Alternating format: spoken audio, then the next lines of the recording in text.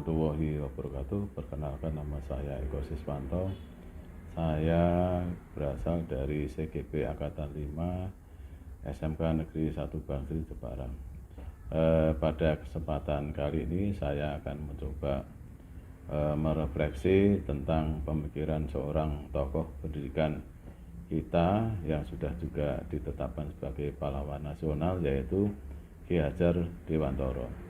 Ada satu slogan yang sangat sakral yang beliau sudah kita jadikan juga sebagai slogan di dalam pendidikan kita, yaitu ing ngarsa sung tulodo, ing madya mangun karso, tutwuri handayani.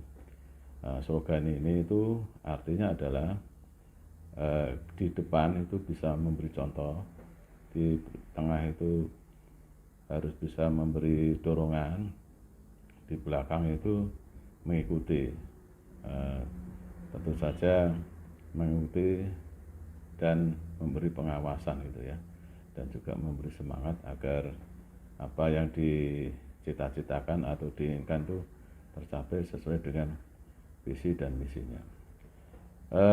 Konsep pemikiran Ki Hajar Dewantara tentang pendidikan, beliau memandang bahwa pendidikan itu adalah sebagai tempat untuk menyampaikan benih-benih kebudayaan. Jadi budaya dan pendidikan itu merupakan hal yang tidak terpisahkan antara satu dan yang lainnya. Jadi merupakan satu kesatuan.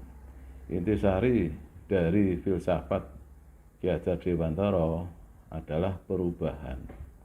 Jadi intinya itu. Jadi semua hal yang kita lakukan dalam pendidikan, ya, apapun yang kita lakukan dari mulai dan sebagainya, itu harus ada perubahan, dari perubahan yang kurang baik menjadi baik gitu ya, kira-kira begitu. Ada 3 kerangka perubahan yang disampaikan oleh atau menjadi pemikiran oleh Ki Hajar Dewantara ya. Yang pertama itu adalah kodrat keadaan.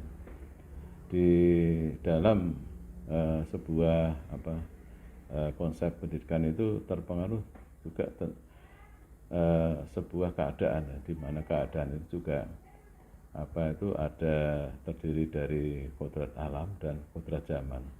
Jadi sebuah pendidikan itu sangat dipengaruhi oleh yang namanya keadaan alam dan juga kodrat zaman. Jadi intinya kita harus bisa menyesuaikan. Kalau ada sebuah tempat itu di mana daerahnya itu kurang air itu ya, kita juga harus menyesuaikan konsep pendidikannya. Daerah yang kurang air atau mungkin daerah yang gersang, kita juga harus menyesuaikan. Ada juga daerah yang mungkin daerah perkotaan, pedesaan, itu juga pendekatan pendidikannya juga perlu dibedakan. Yang kedua tentang kodrat zaman. Kodrat zaman ini terkait dengan perkembangan zaman. Jadi konsep pendidikan itu harus bisa mengikuti keadaan zaman. Apalagi saat ini itu kita sudah memasuki era 4.0 ya. Jadi intinya perubahannya itu ya bisa diharapkan yang menyesuaikan atau sesuai dengan tujuan pendidikan atau era pendidikan di zaman 4.0, era industri 4.0. Selanjutnya tentang prinsip-prinsip perubahan. Jadi ada 3 prinsip untuk melakukan perubahan. Yang pertama adalah, kalau disingkat itu asas trikon ya. Yang pertama adalah kontinuitas, yang kedua konvergensi, yang ketiga adalah konsentris. Arti dari kontinuitas adalah kita harus melakukan ya pendidikan ya yang mempertimbangkan faktor sejarah gitu. Jadi pendidikan kita itu tidak bisa terlepas dari faktor sejarah. Jadi selalu ada kontinuitas dan jangan melupakan tentang sejarah itu. Jadi selalu ada kesinambungan atau keberlanjutan. Yang kedua adalah konvergensi. Konvergensi itu artinya adalah pendidikan harus menuju pada satu titik, yaitu memanusiakan manusia, ya, dan memperluas nilai-nilai kemanusiaan. Yang ketiga yaitu konsentris, yaitu pendidikan itu harus menghargai keragaman atau keunikan. Jadi pendidikan itu harus juga memerdekakan. Nah, ini ya disebut sebagai kemerdekaan dalam belajar. Terus apa yang kira-kira diharapkan dari perubahan itu? Yang diharapkan dari perubahan ini adalah budi pekertinya, di mana budi itu terdiri dari cipta, rasa, karsa, ya.